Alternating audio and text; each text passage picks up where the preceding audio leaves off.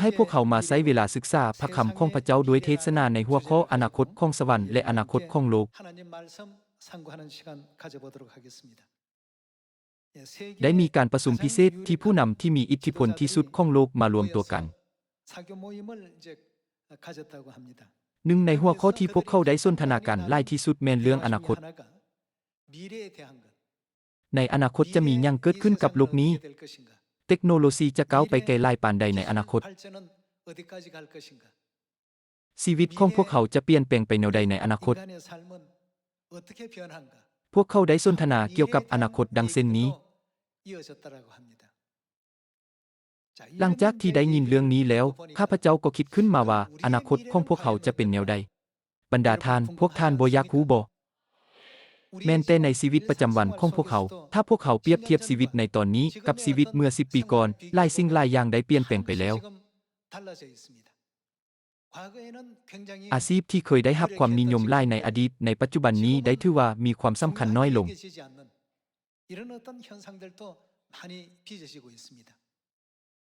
ในขณะที่ปัญญาประดิษฐ์ AI ซึ่งเป็นเทคโนโลยีปฏิวัติใหม่เข้ามามีบทบาทในชีวิตมนุษย์หลายขึ้นเรื่อยๆ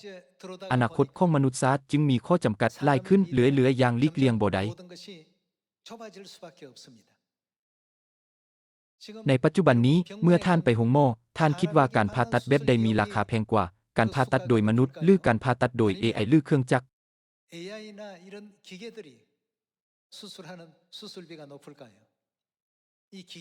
การผ่าตัดโดยใช้เครื่องจักรแม่นมีความเที่ยงคงหลายกว่าและมีอัตราความผิดพลาดต่ำกว่าหลายการผ่าตัดด้วย AI เป็นที่รู้จักกันดีว่าเป็นวิธีการที่มีศักยภาพสูงในแขนงการแพทย์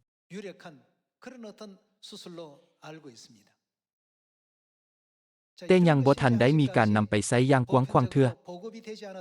มนุษย์ได้เริ่มล้าหลังในแขนงการนั้นแล้ว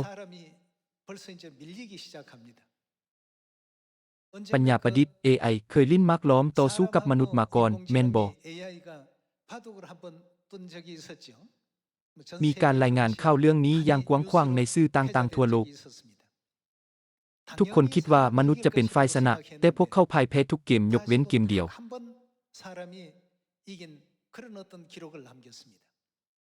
นับตั้งแต่นั้นมา AI ได้ถูกผสมผสานเข้าในชีวิตของพวกเขาอย่างลึกซึ้ง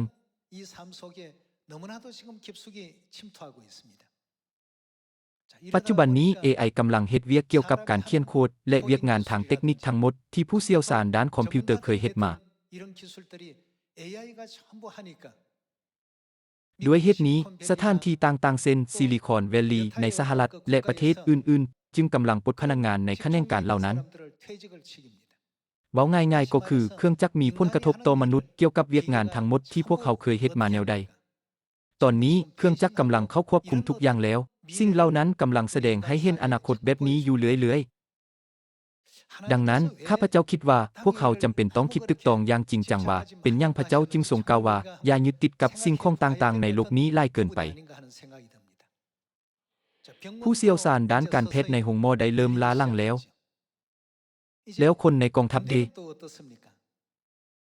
ในอดีตจำนวนทหารของประเทศหนึ่งมักถูกนำใช้เป็นตัวชี้บอกเพื่อกำหนดความเหนือกว่าของกองทัพของทุกประเทศ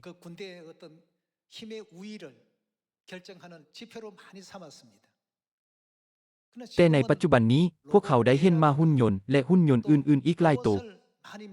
เข้ามาแทนที่มนุษย์ในด้านที่พวกเขายังเฮ็ดได้บ่ดีพอบ่แม่นบ่มื้อนี้ข้าพเจ้าบ่ได้มาบรรยายเกี่ยวกับ AI อย่างใดก็ตามในขณะที่เบิ่งไปที่อนาคตของมนุษยชาติข้าพเจ้าก็สงสัยว่ายังมีเวลาเหลืออีกดนเพียงใดก่อนจะถึงยุคที่มนุษยชาติบ่จำเป็นอีกต่อไปในโลกนี้ผู้สูงอายุบ่ได้อาศัยอยู่กับลูกหลานเพราะว่าพวกเขาบ่อยากเป็นภาระของลูกหลานจำนวนผู้สูงอายุที่อาศัยอยู่คนเดียวเพิ่มขึ้นทุกๆปีจะเป็นการดีหลายถ้าลูกของพวกเขามาเยี่ยมยามเรื่อยๆเพื่อเบิ่งเยี่ยงพวกเขาแต่ลูกๆเองก็กำลังประสบกับปัญหาและบ่สามารถไปเยี่ยมยามพวกเขาได้เรื่อยๆด้วยเหตุนี้รัฐบาลจึงส่งผู้ช่วยออกไปแต่เดี๋ยวนี้สิ่งนี้ก็กำลังเปลี่ยนแปลงบ่แม่นบ่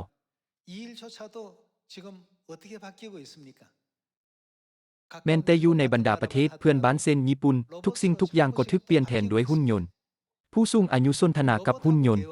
บรรดาท่านถ้าท่านเปิดใช้ AI และเว้าว่าเล่าเรื่องที่น่าสนใจให้ค่อยฟังเดมันก็จะบ่ปฏิเสธหยัง10 เทื่อใน10 เทื่อมันจะเล่าเรื่องให้ท่านฟังแต่ถ้าท่านขอให้ผู้ใดผู้หนึ่งเล่าบางสิ่งที่น่าสนใจให้ท่านฟังเราอาจจะเว้าว่าเป็นหยังเจ้าจึงรบกวนค่อยพวกเขาเห็นว่ามันน่ารำคาญและบ่มัก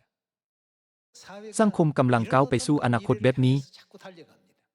แม้นแต่ทหารในกองทัพก็ถูกเปลี่ยนแทนด้วยหุ่นยนต์มนุษย์ก็บ่จำเป็นต้องมีอีกต่อไป AI ยังทำการผ่าตัดอยู่ในโรงหมอแล้วด้วยมนุษย์แม่นบ่จำเป็นหลายปานใดแล้ว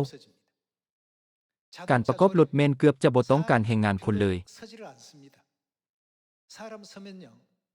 กรรมกรประท้วงพวกเขาเรียกร้องให้ขึ้นค่าจ้าง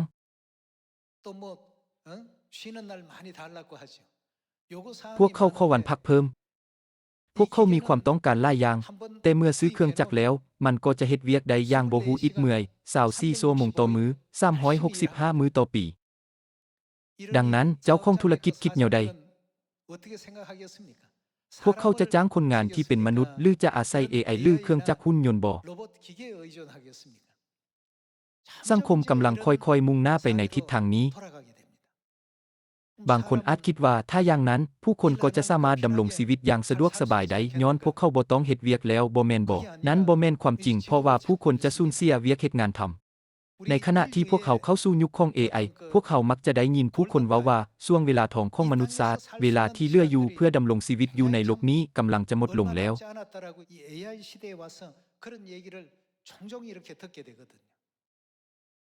อย่างใดก็ตามนี้บ่ได้หมายความว่าข้าพเจ้ากำลังบอกท่านให้ดำรงชีวิตโดยเบิ่งโลกในแง่ร้ายแล้วในปัจจุบันนี้ไพ่แมนผู้ที่มีความสุขที่สุดที่มีชีวิตอยู่ในโลกนี้พวกเขากำลังดำรงชีวิตแบบใด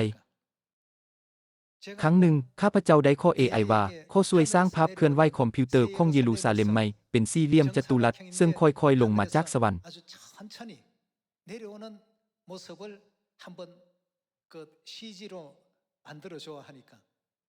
และมันก็ใช้เวลาบ่ฮอด5 นาทีในการสร้าง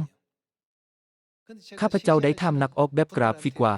ใช้เวลาโดนปานใดที่จะเฮ็ดแบบนั้นโดยบ่ใช้ AI แล้วพวกเขาก็ได้เว้าว่าจะใช้เวลาอย่างน้อย 2-3 อาทิตย์สิ่งที่ AI ใช้เวลา5 นาทีสำหรับมนุษย์อาจต้องใช้เวลาหลายอาทิตย์เพื่อเฮ็ดให้สำเร็จข้าพเจ้ายังได้ขอให้ AI เขียนข้าพเจ้าได้ขอให้ AI เขียนบทกาพก่อนเกี่ยวกับการเสียสละของแม่และบทก็น่าประทับใจหลายจนข้าพเจ้าร้องให้ออกมาเนื่องจากข้าพเจ้ามักบทกาพก่อนข้าพเจ้าจึงได้อ่านบทกาพก่อนเกี่ยวกับแม่หลายครั้งแต่ข้าพเจ้าบ่เคยอ่านบทกาพก่อนที่น่าประทับใจเช่นนี้มาก่อนด้วยเหตุนี้ถ้าข้าพเจ้าขอให้ AI เขียนบทกาพก่อนมันก็จะแต่งบทกาพก่อนขึ้นมาภายในเวลาบ่ฮอด1 วินาทีถ้าข้าพเจ้าขอ AI ว่าค่อยกำลังวางแผนที่จะเข้าร่วมงานในท้ายปีกรุณาเขียนคำปราศัยให้เดมันก็จะสร้างคำปราศัยขึ้นมาทันทีและออกมาดีกว่าที่ข้าพเจ้าเขียนเองหลังจากใช้เวลาหลายมื้อคิดทบทวนเรื่องนี้ดังนั้นไผจะจ้างมนุษย์ AI เขียนบทกาพก่อนได้ดีมันเก่งหลายในการเขียนเนื้อเพลงและแต่งเพลงบรรดาท่านพวกเขากำลังดำรงชีวิตในยุคดังเช่นนี้มันเฮ็ดให้ข้าพเจ้าคิดว่าผู้คนที่ใช้สิ่งเหล่านี้เดี๋ยวนี้กำลังดำรงชีวิตในโลกใหม่ดังนั้นข้าพเจ้าจึงสงสัยว่ายุคทองของมนุษยชาตินี้จะอยู่ได้ดนปานใด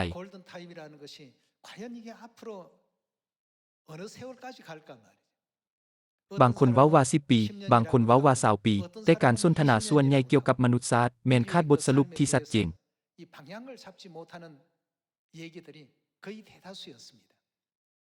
อย่างใดก็ตามบ่ว่า AI จะก้าวหน้าไปไกลหลายเพียงใดก็ตามมันสามารถอธิบายถึงอาณาจักรสวรรค์ได้บ่มันสามารถทดแทนสิ่งที่อยู่ในอาณาจักรสวรรค์ได้บ่สิ่งของในโลกนี้อาจจะถูกทดแทนด้วย AI ได้แต่สิ่งของในสวรรค์จะบ่มีวันถูกทดแทนได้นั้นแม่นเหตุผลที่คนที่ฉลาดที่สุดแม่นผู้ที่กำลังกระเกียมสำหรับอาณาจักรสวรรค์และพยายามไปสู่เป้าหมายนั้นสมมุติว่ามีคนหนึ่งได้เรียนภาษาอังกฤษเป็นเวลา10 ปีแล้วแต่ท่านรู้บ่ว่ามีหยังจะเกิดขึ้น ถ้าท่านถามว่าราคาเท่าใดเป็นภาษาเกาหลีใส่สมาร์ทโฟนของท่านมันจะตอบกลับทันทีด้วยการเป็นภาษาอังกฤษที่ถูกต้องท่านได้เรียนภาษาอังกฤษอย่างภาคเพียรและในที่สุดก็ได้เรียนรู้สำนวนภาษาอังกฤษที่ว่าราคาเท่าใดแต่เมื่อท่านถาม AI มันจะไปเป็นภาษาใดก็ได้ในทันทีมันไปเป็นภาษาอังกฤษได้เท่านั้นบ่มันยังไปเป็นภาษาสเปนได้ยังไปเป็นภาษาโปรตุเกสได้พวกเขากำลังดำรงชีวิตอยู่ในยุคที่หลายสิบภาษาสามารถทึกไปได้ในทันทีดังนั้นจะมียังเกิดขึ้นกับสถาบันสอนภาษาอังกฤษบ่สถาบันจะทยอยปิดตัวลงอนาคตของมนุษยชาติบ่ได้ถูกกีดขวางและถูกจำกัดหลายขึ้นเรื่อยๆในทุกด้านบ่ในอนาคตอาจจะบ่มีความจำเป็นต้องมีครูสอนอาจารย์หรือแม้แต่โรงเรียนอีกต่อไปนี้บ่แม่นความคิดเห็นของข้าพเจ้าเองแต่นี้แม่นวิธีที่โลกในปัจจุบันนี้เบิ่งอนาคตของชุมชนโลกของพวกเขาเป็นย้อนว่าถ้าท่านถาม AI ก็จะได้ข้อมูลละเอียดหลายกว่าโรงเรียนให้ประมาณ 10-100 เท่า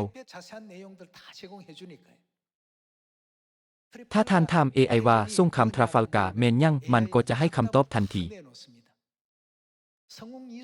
เมื่อท่านฮ้องข้อว่าข้อจงเล่าเรื่องเกี่ยวกับวีรบุรุษพลเรือเอกอีซุนซินให้ค่อยฟังเดมันจะให้ข้อมูลทุกอย่างในทันทีตั้งแต่ปีเกิดจนถึงผลสำเร็จของลาวและแม้แต่เหตุการณ์ในระหว่างการปกครองของกษัตริย์ซอนโจนักเรียนจะยังอยากได้ครูสอนอยู่บ่นี้แม่นอนาคตของโลกนี้อย่างใดก็ตามอนาคตของพวกเขาจะเป็นแนวใดในขณะที่พวกเขากำลังก้าวไปสู่อาณาจักรสวรรค์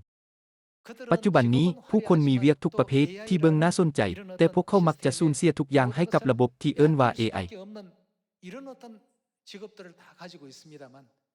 แล้วพวกเขาเด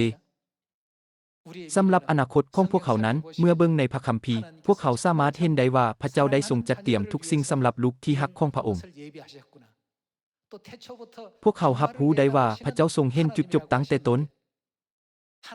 พระบิดาพระมารดาได้ทรงประทานคำสอนเหล่านี้แก่พวกเขาเพื่อนำพาบรรดาลูกของพระองค์ไปสู่โลกที่มีความสุขกว่าบรรดาท่านพวกเขาบ่ควรถือว่าสิ่งนี้เป็นเพียงปรากฏการณ์ทางสังคมเท่านั้นแต่ให้คิดว่านี้แม่นอนาคตของผู้คนที่อาศัยอยู่ในโลกนี้แล้วอนาคตของผู้ที่ดำรงชีวิตโดยเบิ่งไปที่อาณาจักรสวรรค์เดพวกเขาต้องคิดเกี่ยวกับเรื่องนี้อย่างละเอียดถี่ถ้วนเป็นหยังพระเจ้าจึงทรงให้ชาวอิสราเอลผ่านพาความยากลำบากหลายอย่างในทิ่นแห้งแล้งกันดารนั้นแม่นเพื่ออวยพรพวกเขา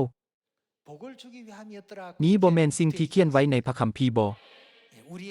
เนื่องจากพระเจ้าได้ทรงสร้างชีวิตของพวกเขาในมื้อนี้เพื่อจุดประสงค์ในการเฮ็ดให้ชีวิตในอนาคตของพวกเขามีความสุขยิ่งขึ้นและนำพาพวกเขาไปสู่สง่าราศีอันสวยนิรันดร์ข้าพเจ้าจึงอยากขอร้องอย่างจริงใจว่าให้ทุกคนในฐานะสมาชิกครอบครัวแห่งสวรรค์บ่ให้เบิ่งเพียงแต่ปัจจุบันแต่ให้แล่นไปข้างหน้าอย่างภาคเพียรโดยแนวความคิดที่เบิ่งไปยังอนาคต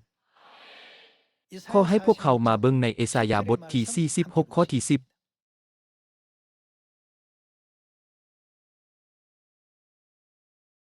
ในเอสายาห์บทที่46ข้อที่10พระเจ้าได้ทรงกล่าวว่า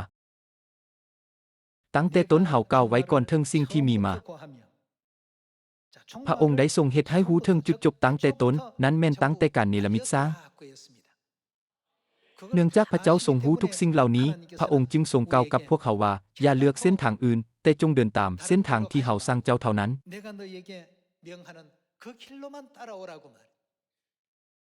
พระเจ้าทรงบ่ได้พยายามบังคับให้พวกเขาเชื่อฟังแต่พระองค์ทรงกำลังแสดงวิธีที่พวกเขาจะได้รับพระพรแห่งอนาคตที่สดใสของพวกเขาแต่ผู้คนก็ยังคิดว่าค่อยต้องดำรงชีวิตตามพระคำของพระเจ้าอย่างเข้มงวดแท้ๆบ่ชีวิตจะบ่อึดอัดและเข้มงวดบ่ถ้าค่อยเฮ็ดแบบนั้น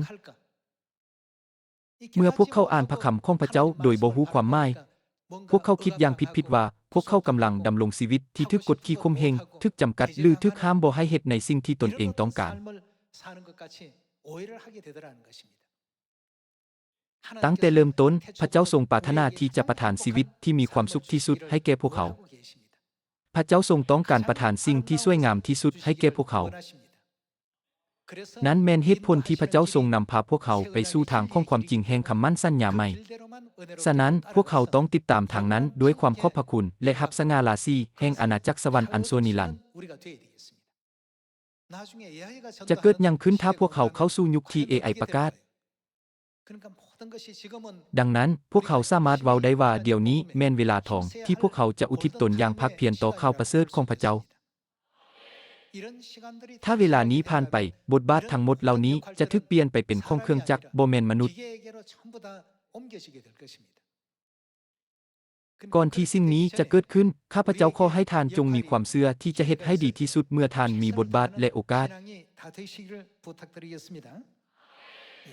ขอให้พวกเขามาเบิ่งในข้อที่10อีกเทื่อหนึ่งตั้งแต่ต้นเฮากล่าวไว้ก่อนเทิงสิ่งที่มีมาแต่ดนนานเฮาได้บอกเทิงสิ่งที่จะเกิดขึ้นเฮาบอกว่าแผนการของเฮาบ่เคยล้มเหลวเฮาเฮ็ดทุกๆสิ่งตามที่เฮาอยากเฮ็ด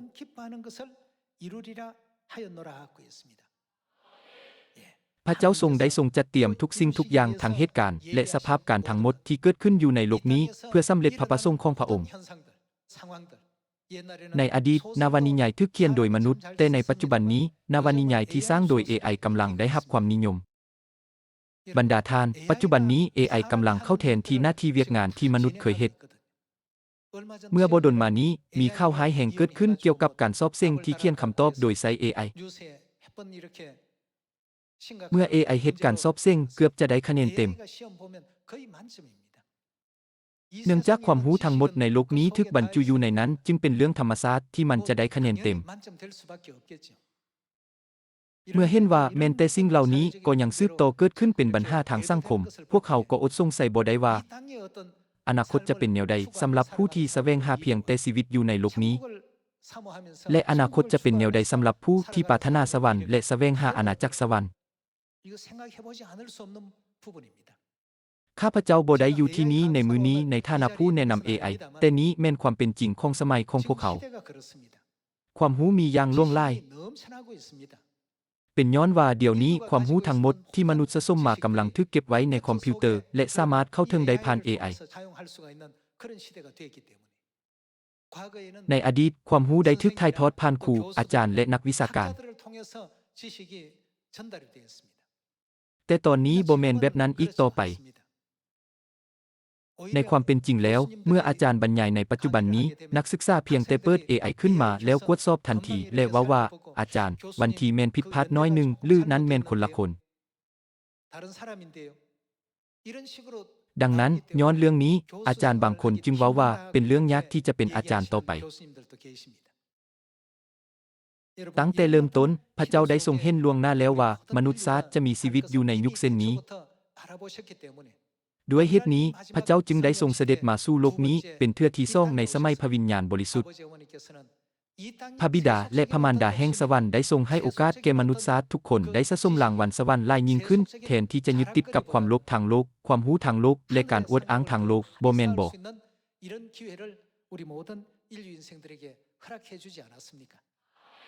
นั้นแม่นเหตุผลที่พระเจ้าได้ทรงให้พระนิมิตบทที่22แก่มนุษย์ชาติทุกคนเพื่ออนาคตที่สดใสของพวกเขา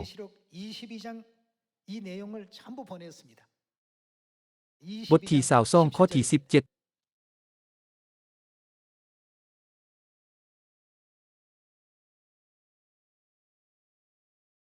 แล้วพระวิญญาณและเจ้าเศร้าก็กล่าวว่ามาเถาะทุกๆคนที่ยินเรื่องนี้ก็ต้องเว้าคือกันว่ามาเถาะจงมาเถาะผู้ใดก็ตามที่หิวน้ำจงรับเอาน้ำแห่งชีวิตไปดื่มโดยบ่ต้องเสียค่าเพื่ออนาคตที่สดใสของพวกเขาพระเจ้าได้ทรงเสด็จมาสู่โลกนี้ในฐานะพระวิญญาณและเจ้าเศร้าพระเจ้าได้ทรงเชื้อเชิญมนุษย์ชาติทั้งหลายให้มาหาพระวิญญาณและเจ้าเศร้าโดยทรงกล่าวว่าถ้าเจ้าหิวน้ำถ้าเจ้าเมื่อยถ้าเจ้าเบื่อหน่ายกับชีวิตถ้าเจ้าต้องการความจริงบ่ว่าเจ้าจะเป็นไผก็ตามขอจงมาหาเฮา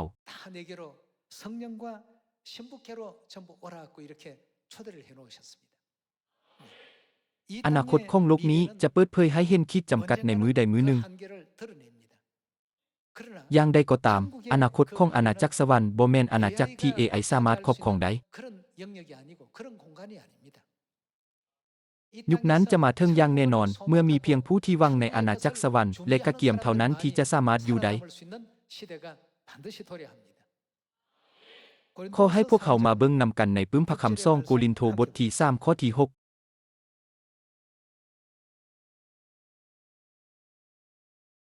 บทที่3ข้อที่6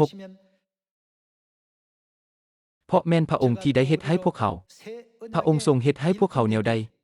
สามารถเป็นผู้รับใช้คำมั่นสัญญาใหม่ซึ่งบ่แม่นประกอบด้วยตัวหนังสือที่เป็นบัญญัติแต่ด้วยพระวิญญาณ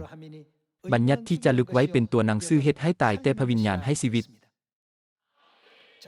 พระเจ้าทรงประสงค์ที่จะเปิดอนาคตแบบใดให้แก่มนุษย์ผ่านทางคำมั่นสัญญาใหม่ จะบ่มีความตายอีกต่อไป บ่มีความโศกเศร้าเสียใจ บ่มีการร้องไห้ บ่มีความเจ็บปวดอีกต่อไป แต่มีเพียงความสุขนิรันดร์เท่านั้น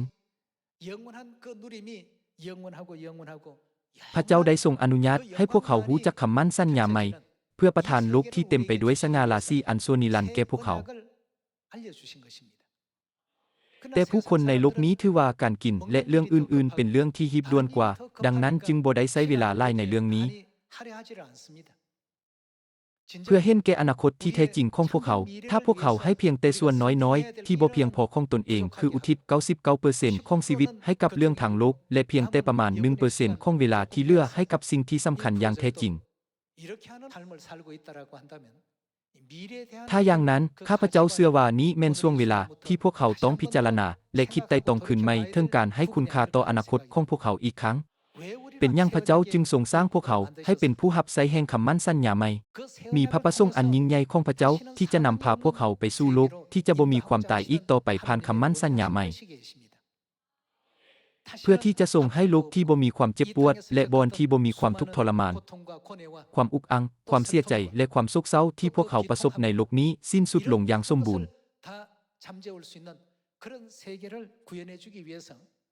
พระเจ้าทรงเตือนพวกเขาว่าจงกลายเป็นผู้รับใช้แห่งคำมั่นสัญญาใหม่และประกาศความจริงแห่งคำมั่นสัญญาใหม่แก่มนุษย์ชาติทุกคน ขอให้พวกเขามาเบิ่งในปึ้มพนิมิตบทที่21ข้อที่4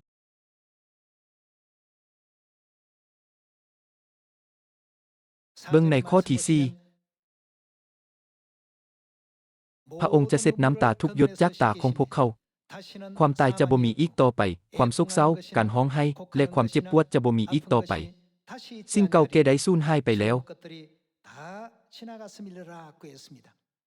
แล้วผู้ที่นั่งอยู่เทิงบัลลังก์ก็ได้กล่าวว่าบัดนี้เฮาพระองค์ได้ทรงเฮ็ดหยังได้สร้างทุกสิ่งขึ้นใหม่ และพระองค์กล่าวแก่ข้าพเจ้าอีกว่า พระองค์ได้ทรงกล่าวว่าแนวใด จงเขียนไว้ด้วยว่าคำเหล่านี้เป็นความจริงและเป็นที่เชื่อถือได้ พระเจ้าได้ทรงแนะนำพวกเขาให้เข้ามาสู่ความจริงแห่งคำมั่นสัญญาใหม่เพื่อเปิดโลกแห่งพระเมตตาที่บ่มีความตายหรือความโศกเศร้าหรือการร้องไห้หรือความเจ็บปวดอีกต่อไป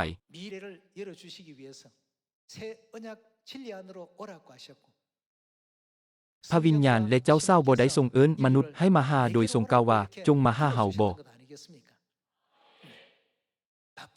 เนื่องจากพวกเขายุ่งหลาย พวกเขาจึงบ่มีเวลาว่าง และเนื่องจากพวกเขาบ่มีเวลาว่าง พวกเขาจึงมักจะรู้สึกว่าพวกเขาบ่มีเวลาหรือโอกาสที่จะคิดในเรื่องฝ่ายจิตวิญญาณ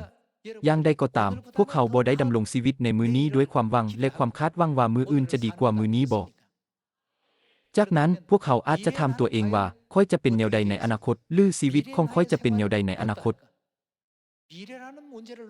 เมื่อเว้าถึงคำถามเกี่ยวกับอนาคต พวกเขาควรตรวจสอบทางแห่งความเชื่อที่พวกเขากำลังย่างไปอีกครั้ง บรรดาผู้ที่ย่างไปโดยจดจ่ออยู่กับอนาคตของโลกนี้จะพบกับข้อจำกัดและพบว่าตนเองถูกกักขังไว้ในขอบเขตของเวลา ถึงแม้นว่าสิ่งแวดล้อมในโลกนี้จะดีขึ้นหลาย แต่ก็บ่สามารถเป็นของพวกเขาได้ตลอดไป ถึงแม้นว่าอนาคตของพวกเขาในโลกนี้จะสิ้นสุดลงด้วยการจากไปหลังจาก 70 หรือ 80 ปีก็ตาม แต่อนาคตของพวกเขาในอาณาจักรสวรรค์จะเป็นแนวใด มันจะเป็นอนาคตที่นิรันดร์และตลอดไปเป็นนิจ จะเป็นโลกที่บ่มีความตายหรือความโศกเศร้าอีกต่อไป เป็นโลกที่มีความสมชื่นยินดีและสันติสุขอยู่เสมอ เป็นโลกที่สิ่งใหม่ๆถูกสร้างขึ้นในทุกๆมื้อและโลกที่บ่มีความเจ็บปวดหรือความโศกเศร้า พระเจ้าได้ทรงเสด็จมาสู่โลกนี้ด้วยพระองค์เองเพื่อเปิดเผยความจริงแห่งคำมั่นสัญญาใหม่เพื่อที่พระองค์จะทรงสามารถประทานโลกอันล้ำค่าดังเช่นนี้ให้แก่พวกเขาได้ แต่พวกเขาได้เว้าว่าค่อยได้ยินเรื่องนี้มาจากอาจารย์ค่อยได้กวดสอบอยู่ใน YouTube แล้วและค่อยได้เรียนรู้เกี่ยวกับเรื่องนี้ในระหว่างการศึกษาพระคัมภีร์ ดังนั้นค่อยจึงมีความรู้เต็มเปี่ยมแล้ว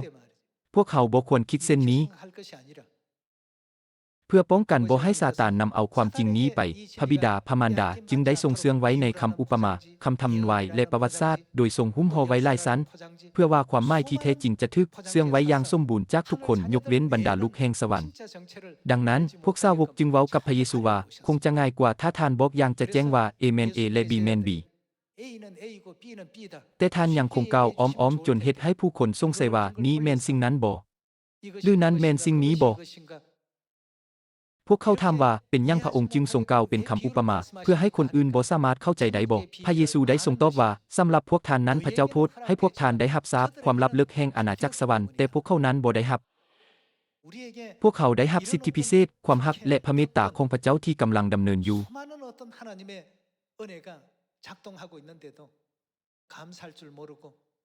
พวกเขาบ่ควรถือเป็นเรื่องธรรมดาบ่ควรละเลยที่จะถวายความขอบพระคุณและเข้าร่วมในคริสตจักรโดยบ่มีความเชื่อข้าพเจ้าอธิษฐานอย่างจริงใจว่าปีใหม่นี้จะกลายเป็นปีที่พวกเขาจะอุทิศจิตใจจิตวิญญาณความคิดและกำลังของพวกเขาเพื่อฮักพระเจ้าฮักเพื่อนบ้านฮักอ้ายเอื้อยน้องและฮักข้าวประเสริฐและโดยผ่านสิ่งนี้พวกเขาจะสามารถก้าวไปสู่อนาคตที่ได้รับการเปลี่ยนแปลงใหม่ขอให้ไปเบิ่งในบทที่22ถึงแม้นว่าพระเจ้าได้ทรงออกแบบและจัดเตรียมสิ่งมหัศจรรย์หลายอย่างไว้ให้พวกเขาแต่บางครั้งบางคนก็ยังขาดความเชื่อในสิ่งเหล่านี้และสนใจเพียงแต่สภาพการปัจจุบันของตนเองเท่านั้นเป็นเรื่องที่น่าเศร้าใจแท้ๆที่ได้เห็นเช่นนั้น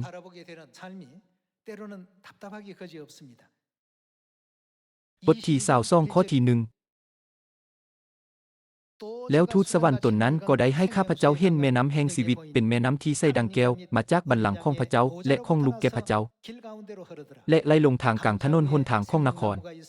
แต่ละข้างของแม่น้ำมีต้นไม้แห่งชีวิตซึ่งเกิดมาก12ครั้งต่อปีแต่ละเดือนเกิดมากเทื่อหนึ่งใบของต้นไม้นี้ใช้รักษาสนซาดทั้งหลายให้ดีพญาตอยู่ในนครนี้บ่มีสิ่งใดที่ตกอยู่ในคำสาปแช่งของพระเจ้าบัลลังก์ของพระเจ้าและของลูกแก่พระเจ้าจะตั้งอยู่ในนครนี้และพวกผู้รับใช้ของพระองค์จะนมัสการพระองค์พวกเขาจะเห็นพระเจ้าหน้าต่อหน้าและจะมีชื่อของพระองค์ประทับตาใส่หน้าภาคของพวกเขาไว้กลางคืนจะบ่มีอีกต่อไปและพวกเขาจะบ่ต้องการแสงโคมไฟหรือแสงตะเวนเพราะว่าพระผู้เป็นเจ้าจะเป็นแสงแจ้งของพวกเขาและพวกเขาจะปกครองดังกษัตริย์อยู่ตลอดไปเป็นนิจบรรดาทานอนาคตเส้นนั้นแม่นอนาคตของพวกเขาเนื่องจากมีบันทึกไว้ในพระคัมภีร์แล้วพวกเขาจึงบ่ควรถือว่าเป็นเพียงบันทึกธรรมดาเท่านั้นนี้แม่นคำทำนายเกี่ยวกับพวกเขาในฐานะที่เป็นตัวเอกแห่งคำทำนายนี้พวกเขากำลังดำเนินชีวิตในทุกมื้อนี้ตามคำทำนายของพระเจ้าอย่างแท้จริงบ่พวกเขาควรคิดเกี่ยวกับเรื่องนี้จักน้อยหนึ่งบ่แม่นบ่พระเจ้าได้ทรงออกแห่งทรงเฮ็ดเวียกอย่างภาคเพียรและให้ความสนใจทั้งหมดของพระองค์เพื่อจัดเตรียมอนาคตที่สดใสนี้ไว้ให้พวกเขา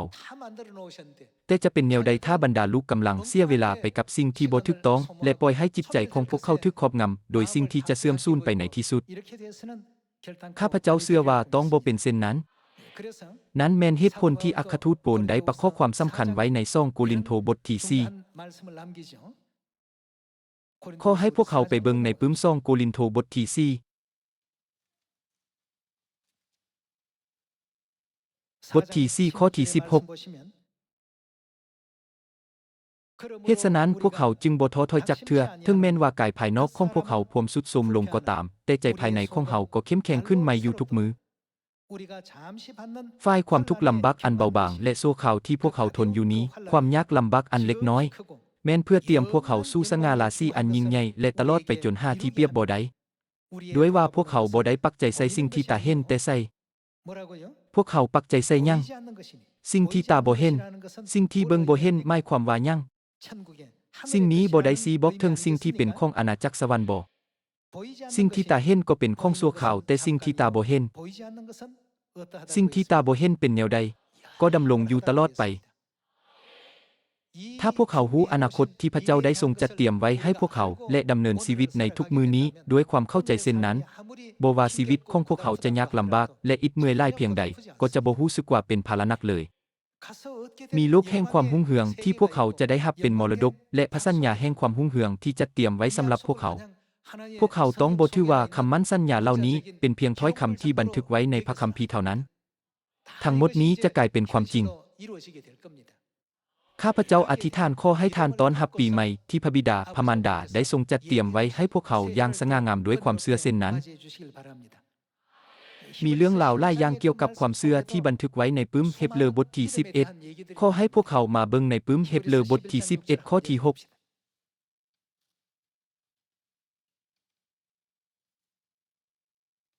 บ่มีไผเป็นที่พอใจพระเจ้าได้โดยบ่มีความเชื่อ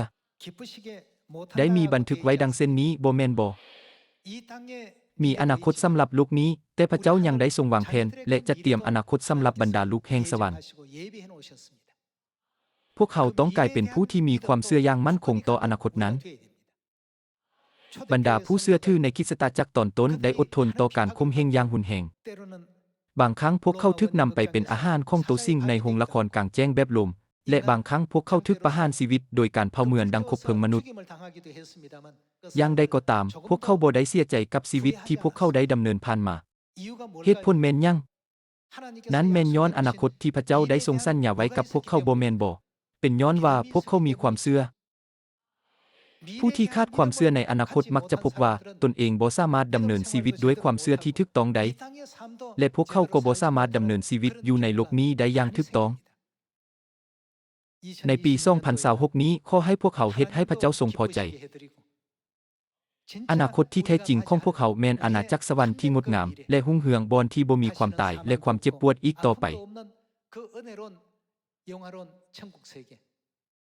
ดังที่ได้บันทึกไว้ใน1โกรินโธบทที่2ขอให้ช่วงเวลานี้เป็นช่วงเวลาแห่งความเชื่อที่พวกเขาก้าวไปข้างหน้าอย่างกล้าหาญโดยคิดเกี่ยวกับสง่าราศีของพระเจ้าเอโลฮิมผู้ที่ได้ทรงจัดเตรียมอนาคตที่นิรันดร์ในโลกที่เหนือธรรมชาติบอนที่ตาบ่เคยเห็นผู้บ่เคยได้ยินและบ่เคยคิดออกได้